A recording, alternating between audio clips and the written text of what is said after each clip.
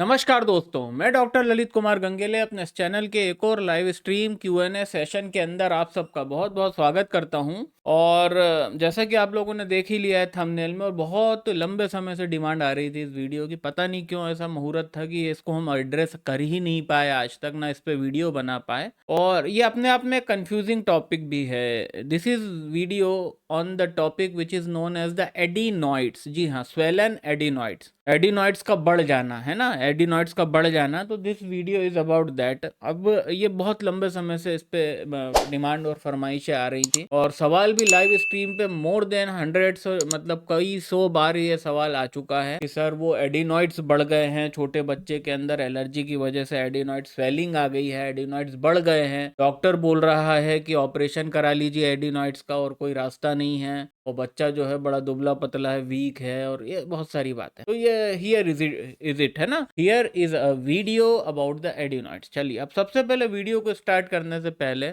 बहुत सारे मेरे प्यारे से दर्शक शायद एडिनॉइड्स को ना समझ pi by the medical name, और हो सकता है उनके बच्चे के अंदर ये प्रॉब्लम है, पर क्योंकि वो एडिनॉइड नाम का टर्म जो है उससे वो अवगत नहीं है, तो हो सकता है कि वो समझे ही नहीं कि ये वीडियो बेसिकली उन्हीं के बेटे या बेटी के बारे में। क्योंकि अभी इससे पहला वीडियो हमने जो रिकॉर्ड करा, शायद वो पहला मैं डालूंगा भी उस क्रम में, पहला वीडियो जो था वो हमारा एलर्जिक अस्थमा के ऊपर था। तो कहीं ना कहीं हम छोटे बच्चों के अंदर जो एलर्जी से होने वाली प्रॉब्लम है, जो एलर्जी और साइनसाइटिस के कारण, साइनस की तकलीफ के कारण जो होने वाली प्रॉब्लम है, हम उसके बारे में कुछ टॉपिक्स जो शेष बच गए उनको कवर कर रहे हैं। तो पहला टॉपिक हमने कवर करा एलर्जिक अस्थमा, और उसी क्रम में दूसरा टॉपिक है जिसको हमने कवर करा है, जो कि है एडिनॉइड्स, या फिर है ना एडिनॉइड्स के बारे में। अब एडिनॉइड्स क्या होते हैं सबसे पहले ये जानना जरूरी है। तो हम बस कुछ 1 मिनट 2 मिनट 3 मिनट के लिए हम दूसरी स्क्रीन पे चलते हैं, जो यहाँ पे मैं आपको एडिनॉइड्स क्या हैं ये बता देता हूँ। तो चलिए दूसरी स्क्रीन पे चलते हैं। तो मैं उम्मीद करता हूं कि आप मुझे भी देख पा रहे होंगे, और मेरे पीछे जो स्क्रीन है उस स्क्रीन को भी देख पा रहे होंगे, भली बातें।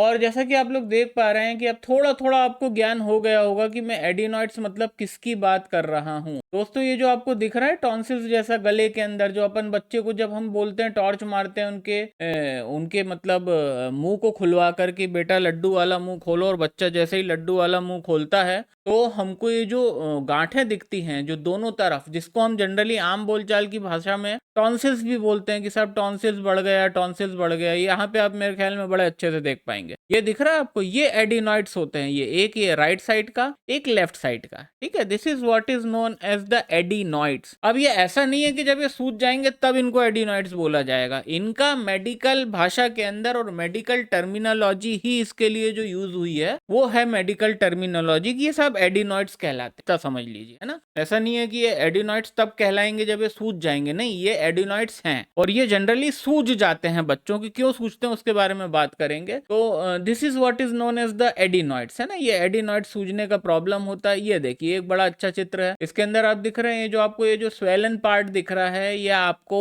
एडिनॉइड कहलाता है, ठीक है। अब इसको अब हम सजाइटल व्यू देखते हैं। सजाइटल व्यू मतलब क्रॉस सेक्शनल व्यू। तो जैसा ये बच्चे का मुंह है, और ये यहाँ पे आपको जो दिख रहा है ना, ये this is what is known as the adenoid, this is what is known as the adenoids. और इनको कहते हैं, ये दोनों तरफ होते हैं, ऊपर नीचे दोनों तरफ होते हैं, समझ रहे हैं आप। ये ऊपर भी एडिनॉइड टिश्यू रहते हैं, यहाँ पे भी रहते हैं, टॉन्सिल्स होता है, इसको भी हम एडिनॉइड बोलते हैं। तो ये कुल मिला के ये हमारे लिम्फेटिक सिस्टम का पार्ट होता है। All these tissues are the part and parcel of our lymphatic system. ये हमारे लिम्फेटिक सिस्टम का पार्ट है। जैसे कि आप देख रहे हैं कि फ्रंट में देखते हैं तो ये ऐसा दिखता है, ये टॉन्सिल्स है। टॉन्सिल्स मतलब यही एडिनॉइड्स हैं बेसिकली, है ना। इनको ही एडिनॉइड्स की प्रॉब्लम होना बोलते हैं। और ये साइड से आप देखोगे तो साइड से आपको ये इस तरह का दिखेगा, and this is the entire story, and this is entirely known as the adenoid, ठीक है। इनको एडिनॉइड्स बोलते हैं, और इसको कहते हैं एडिनॉइड्स होने का प्रॉब्लम। जैसे कि आपने ये देख रहे हो, मैंने कई डायग्राम इसलिए आपको दिखा देता हूँ। सबसे बेस्ट मेरे को इकलौता यही डायग्राम लगा, ये जो बच्चे ने मुंह खोला और आपको यहाँ पे टॉन्सिलर एनलार्जमेंट दिख रहा है ना, ये जो है ना, ये टॉन्सिलर एडिनॉइड्स हैं। ये गले में जो एडिनॉइड्स हम सामने देखते हैं, these are the tonsillar adenoid. तो ये होते हैं एडिनॉइड्स बोलते हैं इसको, और इन्हीं के अंदर स्वेलिंग हो जाती है ना। तो चलिए, मैं अब उम्मीद कर रहा हूँ कि इतनी कहानी आपको अच्छे से समझ में आ गई कि व्हाट इज एडिनॉइड्स। इसको एडिनॉइड्स बोलते हैं। एडिनॉइड्स क्या होता है? Adenoid is the part of the immune system, हमारे लिम्फेटिक सिस्टम का पार्ट है। हमारे शरीर के अंदर हर पार्ट के अंदर लोकल ग्लैंड्स होती हैं। ये एडिनॉइड्स क्या है? ग्लैंड्स है। जितनी भी मैंने बताई ना, ग्लैंड्स है। हमारे शरीर के अंदर जितनी भी वर्नरेबल साइट्स होती हैं, व्हाट आर वर्नरेबल साइट्स? ऐसी साइट्स जो कोई इंपॉर्टेंस रखती है हमारे लिए इम्यूनोलॉजिकल सिस्टम को लेके। तो वहां पे हमारी बॉडी में हर लोकल जगह पे लोकल इन्फ्लेमेटरी टिश्यू होता है, लोकल ग्लैंड्स होती हैं जो उस उतने एरिया की रखवाली करती है। जैसे हर एक मोहल्ले में एक थाना होता है ना, है ना? छोटा मोहल्ला है तो चौकी होती है, बड़ा एरिया है तो थाना होता है। उसी तरह से वो थाने का एरिया होता है कि इतना एरिया भी इस थाने के अंदर आता है, ये इसको कंट्रोल करता है। यहाँ पे इसकी लॉ एंड ऑर्डर, ये जो है ना, लॉ एंड ऑर्डर का पूरा इम्प्लीमेंटेशन ये थाना करता है। वैसे ही यहाँ पे जैसे जो नाक के पास एडिनॉइड का फोटो मैंने दिखाया था अभी आपको डायग्राम, तो वो नाक के पास, अब क्योंकि नाक और मुंह are the outlets of the human body, मतलब यहां से कोई भी चीज अंदर जाएगी ना तो हमको इन्फेक्ट बहुत जल्दी करेगी, क्योंकि ये हमारा बाहरी दुनिया से संपर्क का सूत्र है कि यहां से हम खाना खाते हैं, यहां से हम सांस लेते हैं। तो इसलिए जो नेजो और ओरल कैविटी होती है, नेजो फेरिंजियल कैविटी होती है, इसके आसपास बहुत सारे एडिनॉइड्स या फिर लिम्फेटिक ग्लैंड्स होते हैं, क्योंकि एडिनॉइड और कुछ नहीं, लिम्फेटिक ग्लैंड ही है। ठीक है, एडिनॉइड मतलब लिम्फेटिक ग्लैंड है। अब बात क्योंकि हो रही है एलर्जी की, ठीक है ना, क्योंकि हमने इससे पहला वीडियो भी एलर्जिक ब्रोंकाइटिस पे बनाया, एलर्जिक अस्थमा के ऊपर बनाया था। अब ये जो है, ये बच्चों के अंदर एडिनॉइड्स का प्रॉब्लम सबसे ज्यादा बच्चों के अंदर होता है। अब होता क्या है कि जब भी लोकल इन्फेक्शन होता है तो ये जो एडिनॉइड्स होते हैं यही काम करते हैं गार्ड करने का उस एरिया को, ठीक है, उस एरिया की रखवाली करने का। उस एरिया से कोई भी एंटीजन या नॉक्सियस एजेंट ने जब हमको इन्फेक्शन करा तो ये हमारे एडिनॉइड्स टेम्परेरीली बढ़ जाते हैं। जैसे सर्दी हो गई, खांसी हो गई, है ना, लेरिंजाइटिस में हमारे गले के एडिनॉइड्स बढ़ जाते हैं। सोर थ्रोट जब हमको होता है, फेरिंजाइटिस होता है तो ये बढ़ जाते हैं। कोराइजा होता है, कॉमन कफ एंड कोल्ड होता है तो एडिनॉइड्स बढ़ जाते हैं। क्यों? क्योंकि लोकल एरिया में इन्फेक्शन हो गया है। मतलब वो जो छोटा सा थाना है ना, उस थाने के क्षेत्र में कुछ मतलब असामाजिक तत्वों ने बवाल मचाया है। तो क्या होगा? वो थाने की पुलिस एक्टिव हो जाएगी, है, बोले निकालो साले डंडे, निकालो सारी लॉकर में से बंदूकें, देखे कौन है साला। तो इसी तरह से जब लोकल इन्फेक्शन होता है तो एडिनॉइड्स की एक्टिविटी बढ़ती है और उसके वजह से उनके अंदर स्वेलिंग हो जाती है। अब बात करते हैं, ये तो बात हुई एक स्टैंड अलोन इन्फेक्शन की, एक हेल्दी बच्चे के अंदर जो कभी कभार हुआ, उसको हो सकता है 2, 3, 4, 6 महीने, 8 महीने में एक बार हुआ। तो ये एडिनॉइड्स टेम्परेरीली बढ़ेंगे और जैसे इन्फेक्शन सबसाइड हो जाएगा उसके साथ ही वो छोटे हो जाएंगे, नॉर्मल हो जाएंगे। बट दोस्तों, बट अब यहां से कहानी चालू होती है। हमारे जो एलर्जिक बच्चे हैं उनमें ये नहीं होता। हमारे जो एलर्जिक बच्चे हैं उनके अंदर ये इसलिए नहीं हो पाता है कि क्योंकि वो इन्फेक्शन से बहुत लंबे समय तक फ्री नहीं रह पाते। क्यों? क्योंकि एक हेल्दी बच्चे को एक मतलब मान लीजिए सोर थ्रोट होगा तो उसको 2-4 दिन में सही हो जाएगा। बट हमारा जो एलर्जिक बच्चे हैं उनके अंदर जो इन्फेक्शन है वो एक तो कई दिन तक प्रिवेल करता है, दूसरा उस इन्फेक्शन होने की फ्रीक्वेंसीज उतनी ज्यादा है कि एक आम बच्चे को एक बार मतलब एक 6 महीने में एक बार सर्दी खांसी हो रही, तो हमारे एलर्जी वाले बच्चे को 3 महीने में 6 बार सर्दी खांसी हो रही। तो ड्यू टू इस वजह से, बार बार रिकरेंट इन्फेक्शन होने की वजह से, रिकरेंट कफ एंड कोल्ड होने की वजह से, which is obviously due to the allergy. ये सीधी सी बात है कि ये एलर्जी के कारण ही इसको इतना फ्रिक्वेंटली कफ एंड कोल्ड हो रहा है। और उसके फ्रिक्वेंसी ज्यादा होने के कारण और इंटेंसिटी और लेंथ ज्यादा होने के कारण ये जो एडिनॉइड्स हैं, जिसमें से सिर्फ हम टॉर्च लगा के करके हम सिर्फ थ्रोट के एडिनॉइड्स को देख सकते हैं, जिनको टॉन्सिल्स बोलते हैं, उनका परमानेंट एनलार्जमेंट इन बच्चों के अंदर हो जाता है। कहानी बस इतनी सी है, इससे ऊपर और कोई कहानी नहीं। क्या है कारण? जैसे एलर्जिक अस्थमा में काला कारण क्या था? मेन मैनिफेस्टेशन या लक्षण क्या था? लक्षण था अस्थमेटिक सिम्टम,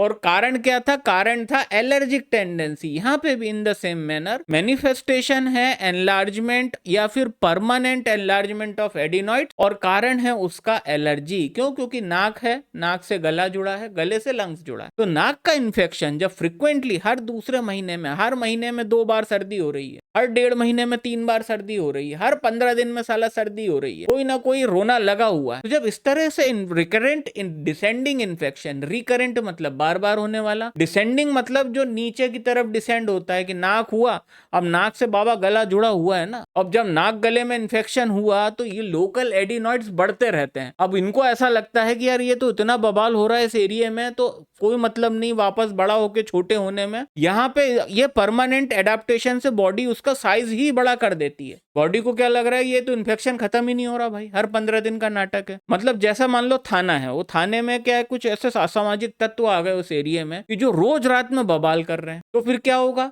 वहां पे उस थाने में परमानेंट हेडक्वार्टर से पुलिस फोर्स बढ़ा देंगे। बोले कितने का स्टाफ रहता है, बोले सर 10 लोगों का है। बोले हटाओ, अलग 25 लोगों का स्टाफ रखो, यहाँ पे तो बवाल खत्म ही नहीं हो रहा। परमानेंटली वो थाने में पता चला 25 लोगों का स्टाफ हो गया। मतलब क्या हुआ, थाने की कैपेसिटी 2.5 गुना बढ़ गई, पहले 10 लोग थे 25 लोग। उसी तरह से ये एडिनॉइड्स हैं, ये एडिनॉइड्स परमानेंटली एनलार्ज हो गए कि भाई इन्फेक्शन ही खत्म नहीं हो रहा, तो हम बार बार थोड़ी करते रहेंगे ये काम। तो permanent enlargement of the adenoids for the more adenoids क्या करता है, एडिनॉइड एंटीबॉडी प्रोड्यूस करते हैं, तो वो लोकल एरिया को गार्ड करने को वो एंटीबॉडी प्रोड्यूस करते हैं और इसलिए परमानेंटली एनलार्ज हो जाता है। अब कॉज क्या है, कॉज है allergy. What is the cause, cause is the allergy. Allergy की वजह से ही पैदा हुआ। तो ये पूरी कहानी है एडिनॉइड्स की, स्वेलन एडिनॉइड्स की। अब एलोपैथी में जनरली ये बोला जाता है, आप अपने बच्चे को हमारे पास ले आओ, हम एडिनॉइड्स निकाल देते हैं, हम एडिनॉइड्स का ऑपरेशन कर देते हैं, हम इसका टॉन्सिल्स को रिमूव कर देते हैं, आपका बच्चे की एलर्जी सही हो जाएगी। अब एक कॉमन सेंस बताओ, अगर उस एरिया से ये थाने को हटा दिया गया है तो वहां पे बवाल कम होगा कि ज्यादा होगा, इतना सा मेरा सवाल है। टू द पॉइंट बात कर रहा हूँ। ये जो थाना है जहां पे सबसे ज्यादा बवाल चल रहा है, अगर उस थाने से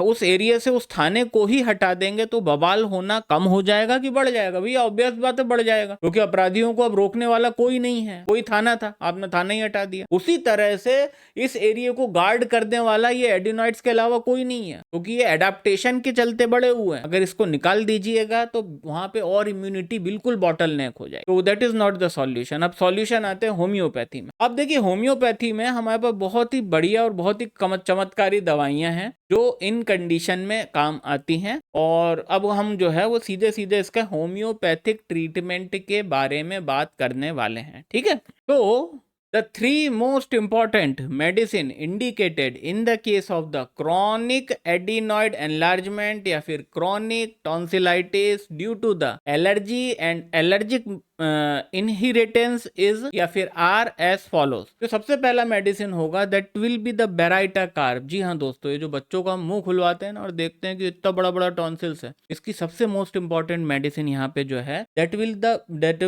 will be the baryta carb. Baryta carb in the 30 potency में। इससे आपका जो बच्चा पेशेंट है आपके पास, उसको आपको 4 गोली 2 बार देना है। The second most important medicine in this condition is the calcarea phos. जी हाँ दोस्तों, कैलकेरिया फॉस। अब जो कैलकेरिया फॉस है वो हम बायोकेमिक में नहीं देंगे, वो भी हम 30 पोटेंसी में इन द होम्योपैथिक पिल्स के फॉर्म में देंगे। तो इससे भी आपको अपने पेशेंट को 4 गोली दिन भर में 2 बार देना है। And the third most important medicine indicated in this condition is the दूसरा कैलकेरिया है हमारे पास, कैलकेरिया फ्लोर। जी हाँ दोस्तों, और कैलकेरिया फॉस को हमने इसलिए बायोकेमिक में नहीं दिया क्योंकि हम कैलकेरिया फ्लोर को 6x बायोकेमिक फॉर्म में देने वाले थे, और इससे भी आपको आपके पेशेंट को 4 गोली दिन भर में 2 बार देना है तीनों मेडिसिन से। और आप इनिशियली आपको जो ट्रीटमेंट है वो मिनिमम 1 से 1.5 महीने करना है। 1 से 1.5 महीने में आपको बहुत ही ज्यादा, आपकी एक्सपेक्टेशन से ज्यादा आपको बेटर रिजल्ट मिल जाएंगे, और डेफिनेटली वो होने वाला है। तो अगर वो हो जाता है तो ट्रीटमेंट को और 3 से 4 महीने कंटिन्यू करना है। मतलब टोटल ट्रीटमेंट परमानेंट एडिनॉइड्स की प्रॉब्लम को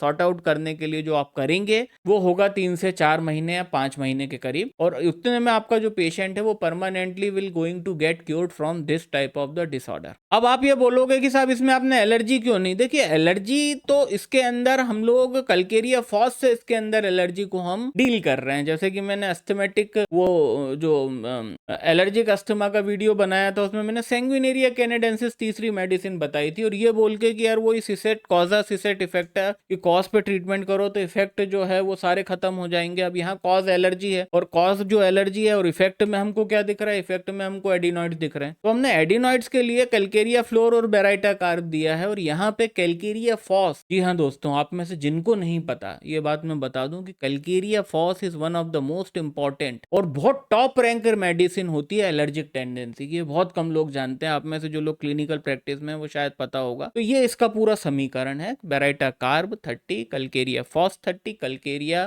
फ्लोर 6x बायोकेमिक, तीनों से 4 गोली दिन भर में 2 बार फॉर 2 मंथ। आपको 1.5 से 2 महीने दीजिए और आपका काम होने लगेगा धीरे धीरे, और काम शुरू होता है तो 6 महीने में पेशेंट का पूरा दुख दर्द और केस खत्म। तो ये था एक छोटा सा वीडियो एडिनॉइड्स के ऊपर, उम्मीद करता हूँ वीडियो आपको पसंद आया होगा। इस हफ्ते में आने वाले इसी तरह के और इन्फॉर्मेटिव वीडियो और इसी हफ्ते में होने वाली 3-3 लाइव स्ट्रीम Q&A सेशन में आप सबसे बहुत जल्दी मुलाकात होती है। तब तक के लिए अपना बहुत ख्याल रखिएगा। नमस्कार।